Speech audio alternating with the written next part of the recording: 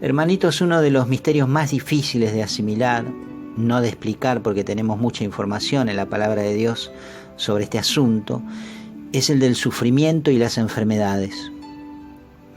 Todo lo documentado en la Biblia referente a estos asuntos debe ser visto a la luz actual de la figura redentora de nuestro Señor Jesús, porque sin duda que Él ha cambiado el sentido del sufrimiento y del dolor, y especialmente el de la muerte, hecho que aún hoy nos afecta de manera profunda a unos más que a otros. La realidad del hombre es que nadie quiere padecer sufrimientos, y menos una enfermedad. Al abrazar nosotros la fe podemos entender, si creemos en las Escrituras, en que las intenciones de Dios con nuestras vidas son siempre de bien.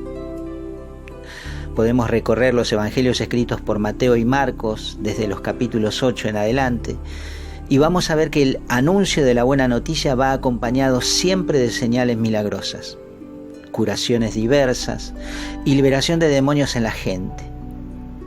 Las curaciones no fueron un caramelo que Dios dio para endulzar los sentidos y así abrazar la fe cristiana. Al contrario, el reino de Dios se caracteriza por estas señales.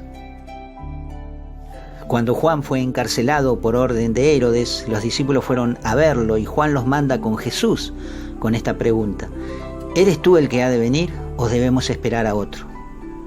Cuando ellos dicen el que ha de venir se refieren al Mesías, al enviado de Dios, el que los profetas anunciaron que vendría para liberarlos definitivamente. Jesús les contesta con estas palabras: vayan y díganle a Juan lo que ven y oyen. Los ciegos recuperan la vista y los lisiados vuelven a andar. Los leprosos quedan limpios y los sordos oyen. Los muertos resucitan y se anuncia a los pobres la buena nueva. Y dichoso aquel que no se escandalice de mí. Esto está escrito en el Evangelio del Señor Jesús, según San Mateo, en el capítulo 11, del 4 al 6. Está claro que el reino de Dios va acompañado de estas señales. De esto se trata la vida en abundancia que prometió el Señor. Pero ¿qué sucede cuando esto no se da de acuerdo a lo que me dicen en la iglesia? ¿Qué pasa cuando enfermo y no sano? Cuando aún orando y creyendo sigo en las mismas condiciones y hasta peor. Qué enorme misterio es este. Aquí podemos empezar a desenvolver el ovillo de este dilema.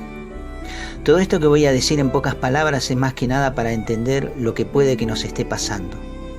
La verdad es que Dios no necesita nada para actuar, pero nuestra fe sí necesita comprender esta circunstancia.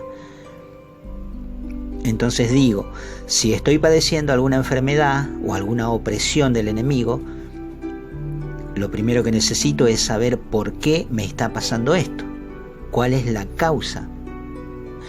Vuelvo a decir, esto es más que nada para nuestro entendimiento en el camino de la fe y nos servirá para poder actuar correctamente en la situación. Primero que nada, digamos que ninguna enfermedad procede de Dios, porque Dios no ejecuta el mal ni tiene esa intención contra sus hijos. Digamos aquí también que no todos los seres humanos son hijos de Dios, sino que lo son solamente los que han recibido el bautismo. El bautismo borra el pecado original y nos hace hijos adoptivos de Dios y coherederos con Jesucristo de todos los bienes celestiales. Entonces, si por el bautismo soy hijo de Dios y ya no pertenezco al diablo, la pregunta aquí sería, ¿por qué me sigo enfermando? Punto 1. Hay varios motivos por los cuales llega la enfermedad a nuestras vidas. Primero, por causas naturales. Esto es que nuestro sistema incube alguna enfermedad por alguna causa, mala alimentación, excesos que terminen afectando el cuerpo, herencia genética, etc. Segundo, por desequilibrio emocional. Esto puede ocasionarse por algún hecho traumático que hayamos vivido y afectó mucho nuestras emociones, la pérdida de un ser muy querido, un abuso contra nuestro cuerpo, disgustos y enojos tan grandes que generen rencores, odios y resentimientos, etc. Tercero, Satanás. Es real que algunas enfermedades son causadas por demonios y espíritus de enfermedad. Estos entran precisamente por las causas antes descritas. En los evangelios podemos encontrar que Jesús curó a todos los enfermos que le presentaron, pero no curó a todos de la misma manera.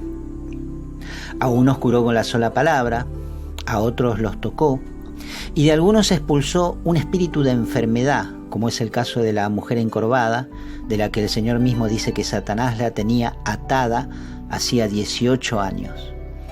Esto está escrito en el Evangelio de San Lucas, en el capítulo 13, versículo 15. Igualmente sucede con el sordomudo que cura el Señor y que cuenta Marcos en su capítulo 9, verso 25. El Señor Jesús echó al espíritu de enfermedad y el hombre quedó curado. Pero hay otro punto que es muy importante conocer, y es que Dios puede permitir una enfermedad en la vida de sus hijos por causas mayores a nuestra comprensión. ¿Por qué lo haría? Es parte del misterio. Sí sabemos que Satanás nada puede hacer contra nosotros sin el permiso del Señor. Y algunas veces Dios permitirá que suframos diversos padecimientos por un bien mayor. Puede ser por corrección o para mostrar su gloria en nosotros, o simplemente para complementar en nuestra carne los dolores de Cristo. San Pablo mismo cuenta que padeció de una dolencia muy importante a la que él mismo llamó un aguijón en la carne, un ángel de Satanás que le fue enviado para que no se engrandeciera. Observen este detalle. Dios tuvo que cuidar que no se engrandeciera su hijo Pablo, y el camino para esto fue un aguijón en la carne. Le sucedió a Pablo y nos puede suceder a nosotros también. Respecto a lo otro, San Pablo también escribe, estando preso y enfermo, sin duda también en gran sufrimiento, a los Colosenses en su capítulo 1, verso 24, que completó en su carne lo que falta a las tribulaciones de Cristo en favor de su cuerpo, que es la Iglesia. Lo que quiere decir que el sufrimiento de un integrante de la Iglesia es el sufrimiento de toda la Iglesia.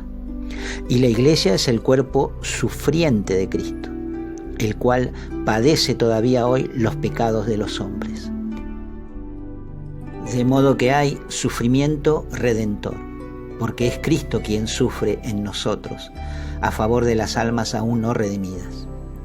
Solo de esta manera podemos entender la alegría de los apóstoles ante los sufrimientos de la primera iglesia: cárcel, azotes y hasta martirio por causa del Evangelio. Ahora, en el punto 2, preguntémonos, ¿qué hacemos ahora que conocemos esto?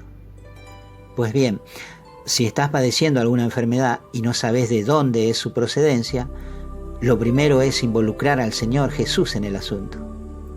Pedir a Dios la curación es lo primero. Hay dolencias por las que uno va al médico y, habiéndose hecho muchos estudios, los médicos no pueden saber a qué se debe el padecimiento. Entonces pidamos a Dios que intervenga en los médicos y en los estudios para que salga a la luz la causa.